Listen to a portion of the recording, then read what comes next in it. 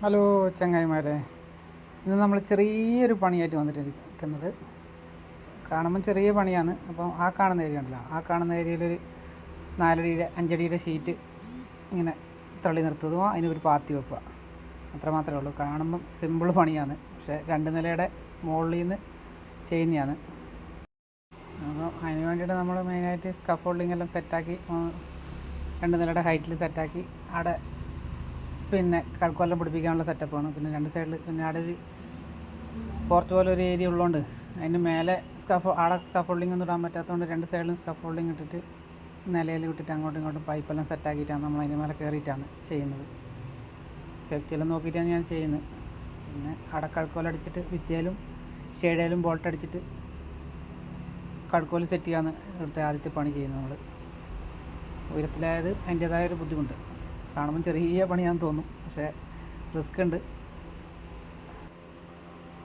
അത് കഴിയുമ്പോൾ പിന്നെ കഴുക്കോലടിക്കുക. കഴുക്കോലടിച്ച് കഴിഞ്ഞിട്ടാകുമ്പോൾ പിന്നെ പട്ടികയാണ് വെക്കേണ്ടത്. പട്ടിക വെക്കൽ പിന്നെ കഴുക്കോലടിക്കലാണ് മെയിൻ പണി അവിടെ. കാരണം നിന്ന് അടിക്കാനുള്ളൊരു ബുദ്ധിമുട്ടുണ്ട്. അതിപ്പോൾ പിന്നെ പട്ടിക അടിച്ച് സെറ്റാക്കണം. അത് ഇതേപോലെ തന്നെ 2 സൈഡിലേക്കൊക്കെ ഫോൾഡിങ് ശരിക്കും ഇടാൻ പറ്റാത്തതുകൊണ്ട് അതിൻ്റെ മേലെ വന്നിട്ട് അടിക്കൽ ലേശം ബുദ്ധിമുട്ടാണ്.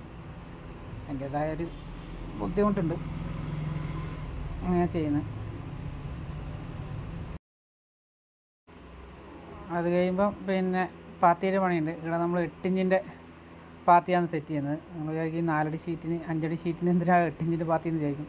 മേലത്തെ ഓടിൻ്റെ വെള്ളവും പിന്നെ എന്തെങ്കിലും ചപ്പലം വീണ് മേലെ ഓടിൻ്റെ അടിയിലാണ് ഈ ഷീറ്റ് ഇടുന്നത്. അപ്പോൾ അതിൻ്റെ വെള്ളമെല്ലാം കൂടി ഇതിൻ്റെ അകത്ത് കവർ ചെയ്ത് പോകണം. പിന്നെ ഒറ്റ സൈഡിലോട്ട് ചെരുവാണ് നമ്മൾ സെറ്റ് ചെയ്യുന്നത്.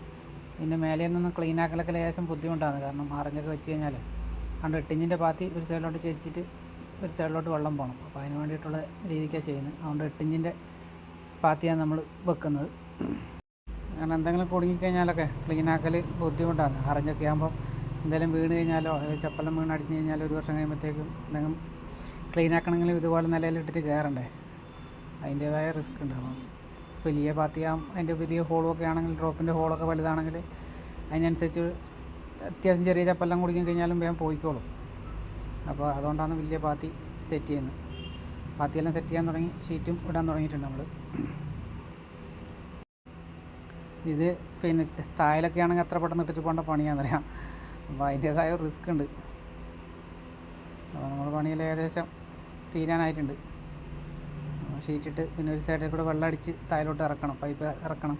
പൈപ്പ് നമ്മൾ വലിയ പൈപ്പ് തന്നെയാണ് ഇറക്കുന്നത്. തീരെ ചെറിയ പൈപ്പ് ഇറക്കി കഴിഞ്ഞാൽ വലിയ പാത്തി വെച്ചതിൻ്റെ ഗുണം കിട്ടില്ല.